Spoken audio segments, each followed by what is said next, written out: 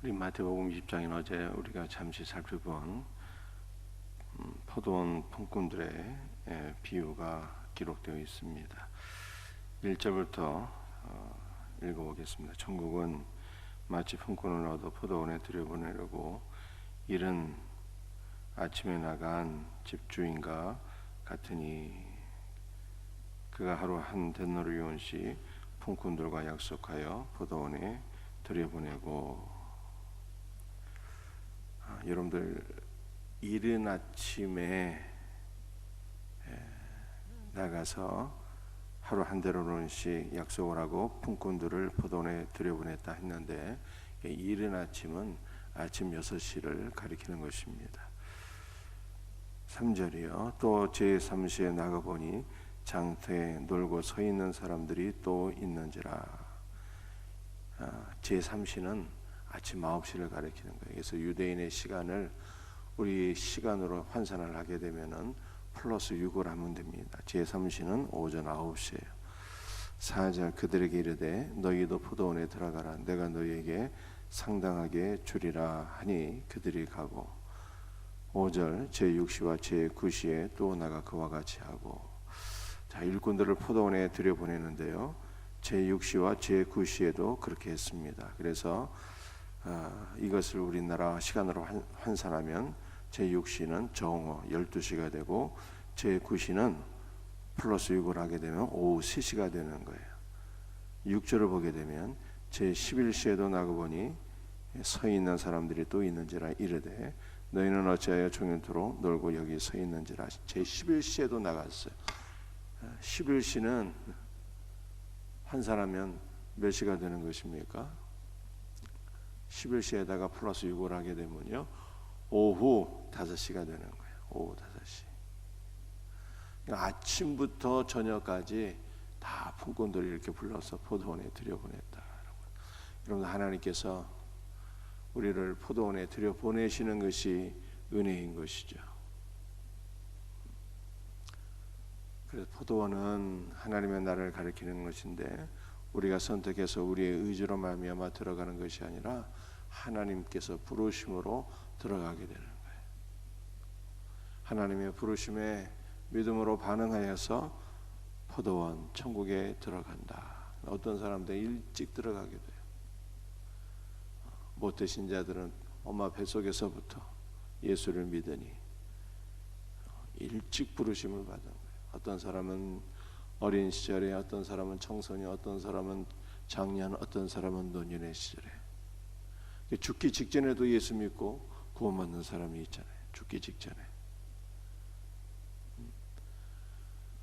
자, 그런데 이렇게 죽기 직전에도 부르심을 받아 하나님의 나라에 들어가니 이게 얼마나 큰 은혜이겠습니까? 십자가의 한평강도는 그야말로 죽기 전에 예수 그리스도를 믿고 오늘 내가 나와 함께 낙원에 있으리라, 주의 구원을 받게 되었으니 은혜 위에 은혜인 것이죠. 주님의 나라에 들어가게 된 것도 은혜예요. 여러분들 또 뭐가 은혜일까요? 죽기 직전에 예수 그리스도를 만나서 구원을 받게 된 것, 일평생 죄를 지으며 살았지만 마지막 순간 주 예수 그리스도를 믿음으로 영접하여 죄사함을 받은 것도 은혜이지만 무엇 은혜입니까? 일찍 예수 그리스도를 만나서 주를 영접하고 그리스도를 위하여 일평생 살아가게 된 것도 은혜인 거죠. 얼마나 큰 은혜입니까? 죄악 속에 방황하지 아니하고 일찍 주님을 만나서 주님을 섬기고 주님을 위해서 일하게 되었으니 은혜 위에 은혜요, 감사 위에 감사인 것이죠. 여러분들, 이 당시 예수님 당시의 상황은요, 어떤 상황이었습니까? 로마의 지배를 받고 살았잖아요. 로마의 지배. 그래서 많은 세금을 내야만 했습니다. 그런데 세리들이 있어갖고요, 세리들이 엄청나게 많은 세금을 백성들에게 부과하고 로마에 바치는데 그 과정에서 또 자기들이 착복까지 했어요. 그러니까 백성들은 필요 이상의 많은 세금을 내면서 경제적으로 많은 수탈을 당하게 된 것입니다. 세금 때문에 세금 못 내갖고 집도 빼앗기고 조상들로부터 물려받은 전토도 잃어버리고 하는 사람들이 많았어요. 경제적으로 매우 궁핍한 삶을 살게 되었습니다. 하루하루 입에 풀칠하고 살기가 어려웠고요. 세금 못 내면은 순식간에 모든 것들을 빼앗기게 되는 이러한 상황이었어요. 이런 상황 속에서 일거리를 얻을 수 있다는 건 얼마나 행복한 일입니까? 인력 시장에 나가서 누군가 나를 써주지 않으면은 입에 풀칠하기도 어려운데, 세금 못 내게 되면은 가지고 있는 모든 거 다 빼앗길 수 있는데, 이러한 상황 속에서 누군가 나를 불러주고 일거리를 주고 월급을 주고 얼마나 감사한 거예요. 그날 하루 일할 수 있는 사람들은요, 횡재받은 거죠. 얼마나 마음이 기쁘겠습니까? 야, 오늘 내가 일거리를 얻었다. 내가 돈 받아서 하루 일당 받아서 집에 돌아가면 처자식 굶지 않을 수 있겠다. 이 생각하면서 기쁨으로 즐겁게 일하지 않았겠습니까? 그러니까 모든 것이 다 은혜인 거예요. 포도원에 들어가게 된 것도 은혜요. 아침부터 들어가서 하루 종일 기쁨으로 일하게 된 것도 은혜요. 맨 마지막에 들어가게 된 것도 은혜라. 여러분들이 특별히 맨 마지막에 들어간 사람들은 어땠습니까? 오후 5시에 들어갔잖아요. 오후 5시에. 여러분들 요즘 같은 경우에는 하루 8시간 일하잖아요. 9 to 5. 9 to 5. 점심시간은 1시간 뺀다고 할지라도 6시까지 근무한다고 할지라도 말씀이죠. 이제 오후 5시에 들어가서 옷 갈아입고 농기구 집어들고 일하려고 준비했는데 주인이 땡땡 오늘 하루가 마쳤습니다. 이렇게 하는 거예요. 일하려고 폼 잡았는데 일한 것이 아무것도 없는 상황이에요. 그럼에도 불구하고 주인이 늦게 온 자들로부터 시작해서 하루 일당을 다 주었어요. 일한 것도 없는데 일당을 받은 거예요. 여러분들, 이것은 바로 우리를 가리키는 것입니다. 우리는 일한 것도 없는데 죄사함을 받았어요. 일한 것도 없는데 주 예수께로부터 영원한 생명을 얻게 되었습니다. 일한 것도 없는데 주님께 상급을 받게 된 거예요. 얼마나 감사합니까? 그러니까 모든 것이 은혜 위에 은혜요, 감사 위에 감사더라, 이렇게 말씀합니다. 그런데 어떤 사람들은요, 감사를 몰라요. 모든 것이 은혜고 모든 것이 감사인데 감사를 모른다고요. 천국에 들어간 것도 은혜요, 일찍 들어가서 주를 위해 일한 것도 은혜요, 늦게 들어가서 일한 것도 없이 하루 일당 영원한 생명을 받게 된 것도 은혜요. 모든 것이 은혜인데 은혜를 몰라. 어떤 사람이 은혜를 몰랐을까요? 10절 말씀 보십시다. 먼저 온 자들이 와서 더 받을 줄 알았더니 그들도 한 데나리온씩 받은지라. 받은 후 집주인을 원망하여 이르되 나중은 이 사람들은 1시간밖에 일하지 아니하였거늘 그들을 종일 수고하며 더위를 견디는 우리와 같게 하였나이다. 나중 온 사람도 한 데나리온, 먼저 온 사람도 한 데나리온을 받으니까 말씀이죠. 먼저 온 사람들이 하루 종일 우리 일평생에 걸쳐서 주님을 위해서 살았거늘 어찌하여 우리에게 한 데나리온밖에 주지 않는 것입니까? 하면서 포도원 주인을 원망했다라고 하는 거예요. 어리석은 사람들이죠. 일찍 들어와서 마음 편하게 기쁨으로 주님을 위하여 일한 것이 얼마나 큰 행복이었고 기쁨이었습니까? 그 기쁨과 행복을 누리며 살았지만 오히려 나중에는 그 기쁨과 행복이 원망으로 바뀌어지게 되었다라고 하는 것을 보여주고 있는 것입니다. 여러분들, 여기서 우리가 깨달아야 될 것이 있어요. 그것이 무엇입니까? 예수 믿는 신자는 늘 주님의 은혜만을 기억하고 기뻐하며 감사하며 살아야 되는데, 자기 공로를 주장하는 자들이 되어서는 안 되는 거. 자기 공로.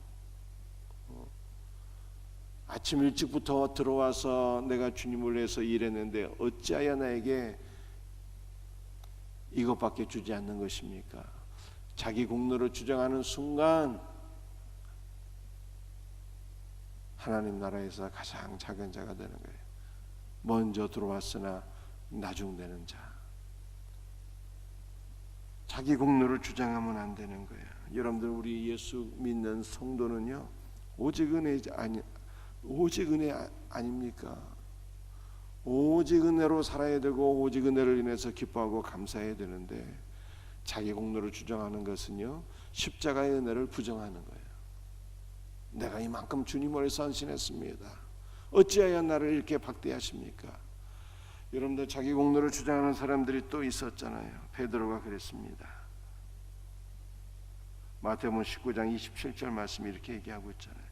베드로가 대답하여 이르되 포도서 우리가 모든 것을 버리고 주를 따라 싸운즉 그런즉 우리가 무엇을 얻으리까? 예수님, 저 부자 청년은 재물이 아까워서 주님을 따르지 못하고 저렇게 떠나가는데, 우리는 저 부자 청년과는 다릅니다. 부자 청년은 재물을 버리지 못했지만 우리는 모든 것을 다 버리고 집도 전처도 부모도 형제도 자식도 다 버리고 주님을 따랐습니다. 자기 공로를 내세우잖아요. 자기 공로를 내세우는 자들에게 주님이 주시는 경고의 말씀이 무엇입니까? 먼저 된 자로서 나중되고 나중된 자로서 먼저 될 자가 많으니라. 먼저 부름을 받았으나 자기 공로를 주장하는 자들은요, 나중되고 가장 작은 자가 될 것이다. 이렇게 주님은 말씀하고 계세요. 언제나 자기 공로를 주장하면 안 돼요.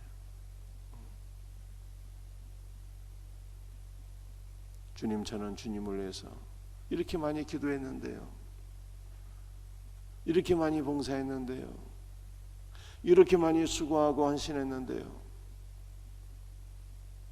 주님 나에게 무엇을 주시렵니까?